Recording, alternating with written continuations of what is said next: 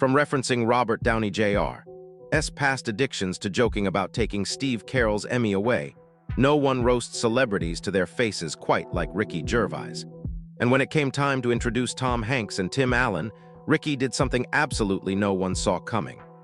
What can I say about our next two presenters?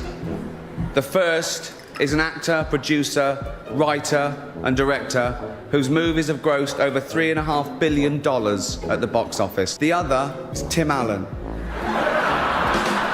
But it didn't stop there. The two of them went up on stage and returned the joke. Well, you know, like many of you, we recall back when Ricky Gervais was a slightly chubby but very kind comedian. Yeah. Neither of which is he now. But it didn't end there. Moments later, the two of them stepped onto the stage and delivered the perfect comeback, turning the joke right back on him. Target. Why didn't you do more than 12 episodes? Because I was tired. I need Tired? I need to lie down. I got the attention span of a toddler. I can't believe you've done this show this long. I can't believe it. I can't believe it either. I can tell your heart's not in it anymore. No, but I couldn't care less anymore. You look pumped, buffed, and cut. You are ready to go. Thank you. When did this happen, for God's sakes? It's been a gradual process. Yeah. Well, what is your goal? Over 50 years. Started off really small. Yeah. And what's the matter with your voice? I've got a sore throat. So that's it. How long have you had the sore throat? Just a couple of days. See, now I had a sore throat around the holidays. It's all about you, isn't it? It's all about you. Yeah.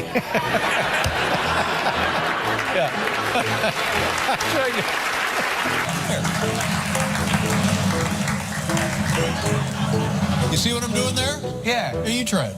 No, I can't. Come on. This will get rid of... Sorry, Huh? how is this not a breakdown? What are you doing? What are you doing? I'm trying to help you. That's amazing. Yeah, well, you can get this, all 7 episodes, available for streaming. I've never seen you so animated. Yeah. That was amazing. Thank you. On Netflix. I thought you were giving up. Okay. I honestly just thought you were seeing this out, waiting, biding the time out. I was thinking of I wouldn't be long till I was there. Oh, and now... Well, you think maybe I should? Maybe. No, huh? You've got a second wind. Go for it. Why would you... And Mel Outside of award shows, Ricky Gervais never really takes a break from his sharp humor. Even during his appearances on David Letterman's show, there wasn't a single visit where the host himself didn't end up becoming the target of Ricky's relentless jokes. Oscars. I haven't offended anyone. I didn't mean, it's not my fault. There's a lot of powerful people here, so if I said it's... Honestly, I like a drink as much as the next man. Unless the next man is Mel Gibson. Years later, there was an apology that sounded more like another disguised joke than anything else. Listen, a few years ago on this show, I made a joke about Mel Gibson getting a bit drunk and saying a few unsavoury things. We've all done it. I wasn't judging him, but now I find myself in the awkward position of having to introduce him again. Listen, I'm sure it's embarrassing for both of us, okay? And I blame NBC for this terrible situation. Mel blamed... Years later, an apology finally came. But even that sounded less like a sincere gesture and more like another cleverly disguised joke. Listen, a few years ago on this show, I made a joke about Mel Gibson getting a bit drunk and saying a few unsavoury things. We've all done it. I wasn't judging him, but now I find myself in the awkward position of having to introduce him again. Listen, I'm sure it's embarrassing for both of us, okay? And I blame NBC for this terrible situation. Mel blames... We know who Mel blames. Listen, I still feel a bit bad for it, right? Mel's forgotten all about it, apparently. That's what drinking does. No. I want to say something nice about Mel before he comes out. Oh yeah, okay, here you go. I'd rather have a drink with him in his hotel room tonight than with Bill Cosby. Please, Malcolm, Mel Gibson. Now, for Ricky Gervais, it's Steve Carell. The two starred in different versions of the hit series The Office, each leading the show in their own country. Countries. You probably know me as the creator of The Office. No, you don't, do you? You think Steve Carell did it all? Oh! He's brilliant, isn't he, Steve Carell? He's amazing as the bumbling office manager. Where does he get his ideas from?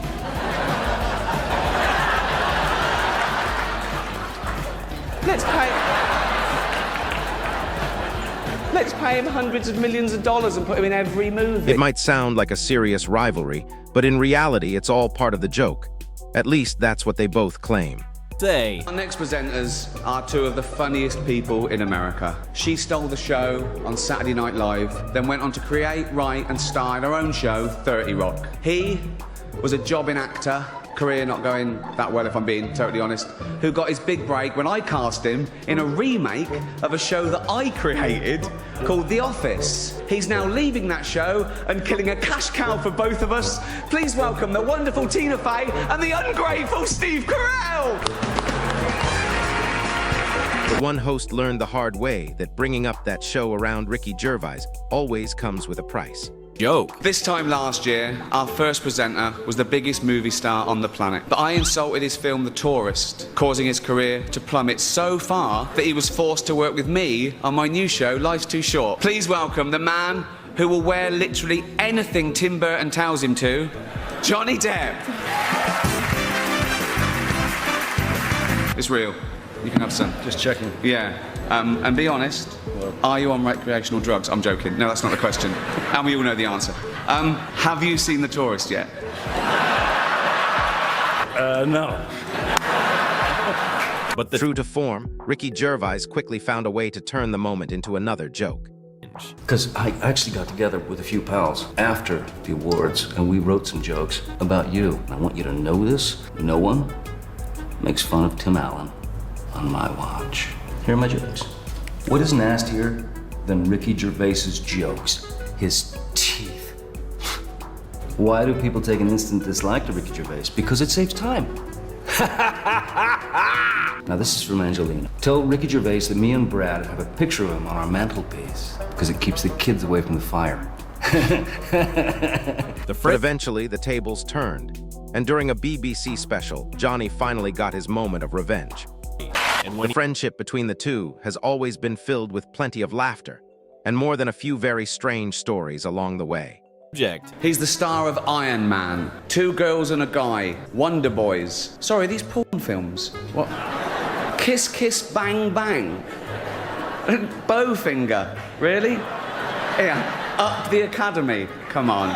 He has done all those films, but many of you in this room probably know him best from such facilities as the Betty Ford Clinic and Los Angeles County Jail. Please welcome Robert Downey Jr. And when Ricky Gervais roasted Robert Downey Jr., he ended up touching on a rather complicated and sensitive subject.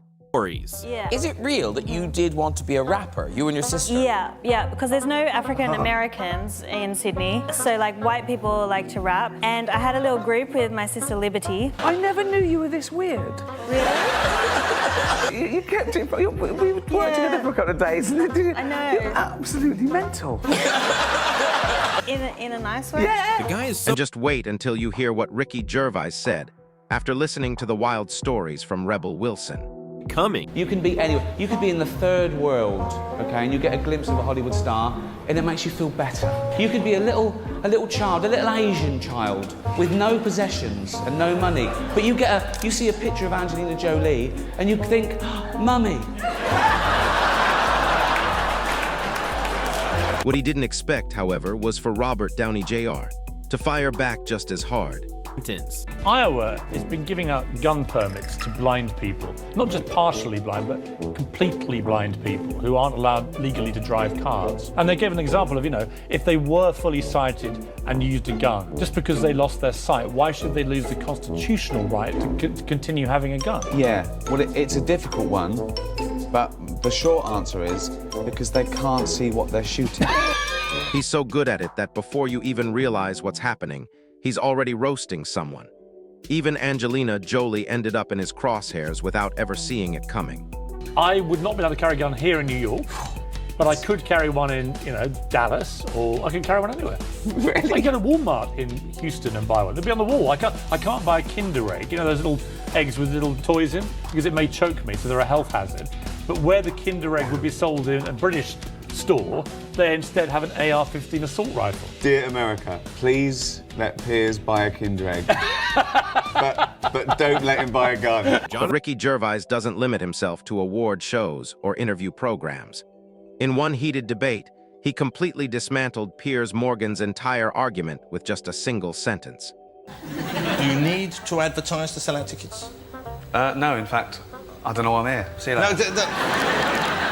Here's why I was asking about the tour, because I noticed you did advertise all over the place, and I thought partly you don't need to, and partly I thought, well, presumably... What do you mean I did advertise all over Well, I the place? saw some adverts in magazines and stuff like that. Where would you advertise? In public toilets? No, but yeah... What are you talking about? Depends on the audience you try to take. But what are you talking about? I'm saying... If you're working up to a joke, just f***ing do it, because I'm getting bored. Piers Morgan even tries to recover and regain control of the conversation, but Ricky Gervais doesn't give him the chance.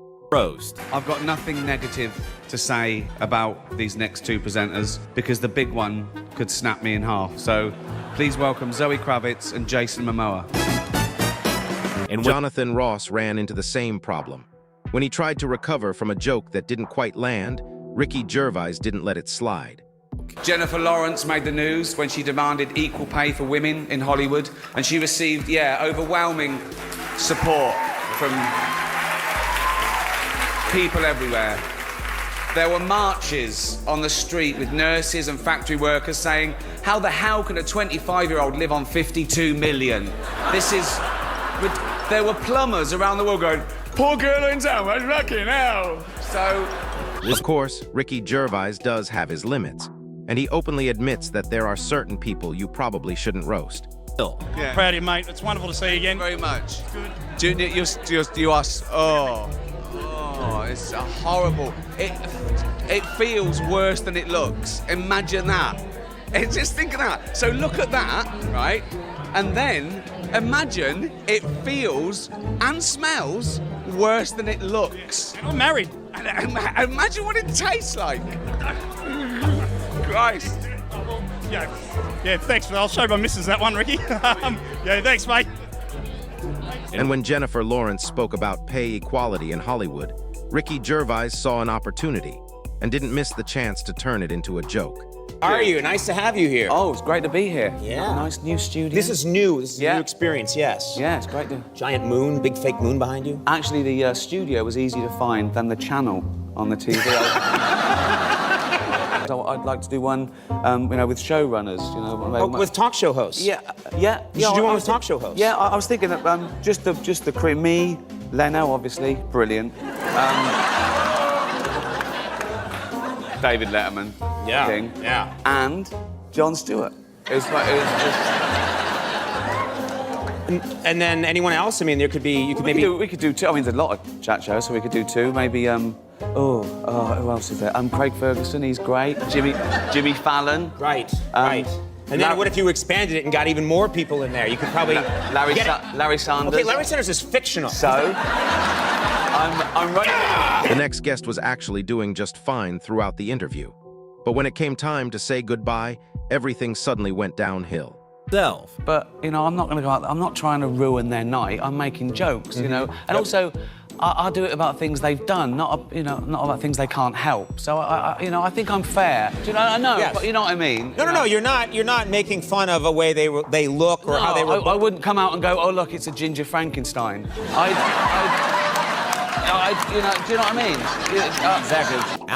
And when Ricky Gervais appeared on Conan O'Brien's show, he left the host completely speechless, unsure of how to respond.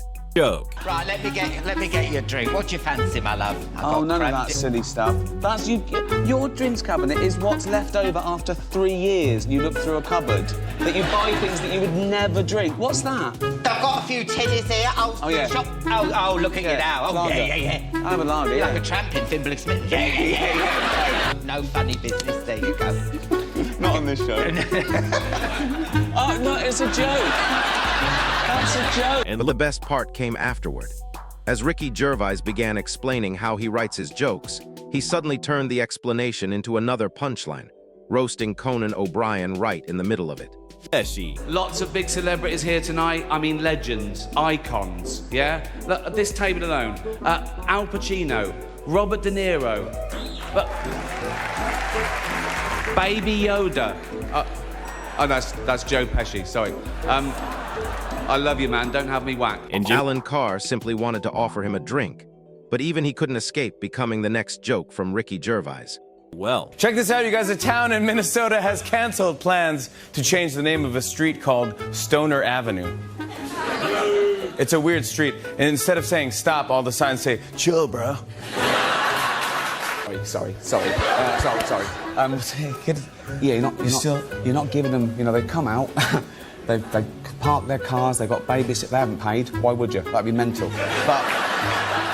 But if I was you, I'd be going, thank you so much to these people, and giving them, you know what I mean? Yeah, but I'm not doing that. It was shoddy. It was, I mean, you didn't write it, and that's, but do it like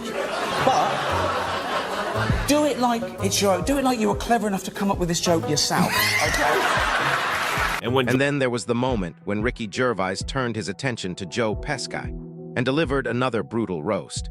Well, when you go on the Golden Globes, a lot of time you are politically incorrect and hilarious, of course. That's the thing about offence, isn't it? When people say they're offended, it's that, just because you're offended, it doesn't mean you're right, you know? It's... Said I was sure the Golden Globe would go to the team that airbrushed that poster. Yeah. A little sexist. No, it's not. Why is it sexist? Well, because the girl is saying that the girls are older and they need to be airbrushed. No, I think they look great at their age. Oh. Why hide it? Oh. I don't think that you lose your sensuality or your beauty because you hit 53. I'm saying, why are they hiding it? Oh, I see. That's not what people got. And when Jimmy Fallon tried to deliver a joke in the style of Ricky Gervais, it didn't go very well.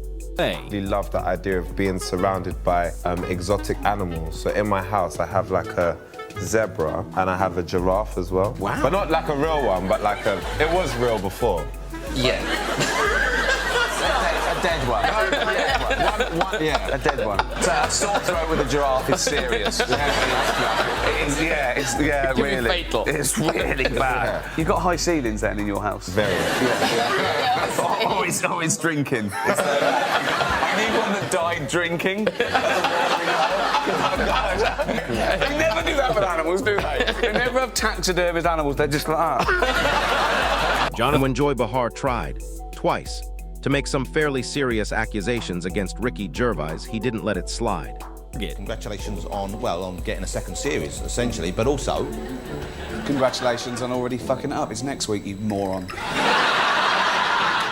But away from the cameras, we're the closest of friends. So when does it start? It starts on the 14th, is that right? Yeah, it's a week yesterday. Okay. It's a week yesterday. Do you think it's better than the last series? Is it I think it's funnier. I think it's the funniest thing we've done. I mean, I don't know what better means. I don't think it'll have the emotional resonance of The Office, and we didn't want it to have. You're a film reviewer. You should know these words. That was like a proper answer to a proper question then. I know. So you'll cut it out. No. Cheering and on the Graham Norton show couch, when Tinny Tempa started talking about his animals, Ricky Gervais didn't miss the chance to crack a joke immediately. Same way. Ellen, name 3 shows you've binge-watched. Binge-watch, Game of Thrones,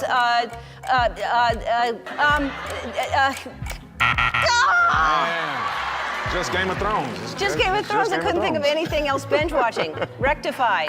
Now, why don't you just lie? Because I couldn't think of another show.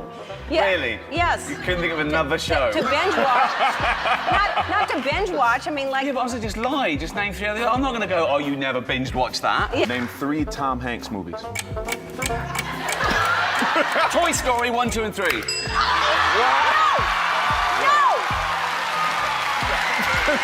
Oh, no, we're not going to break yet. Hold on. During a discussion about Ricky Gervais's new show, the conversation quickly took an unexpected turn, and the guest ended up becoming the target of the joke.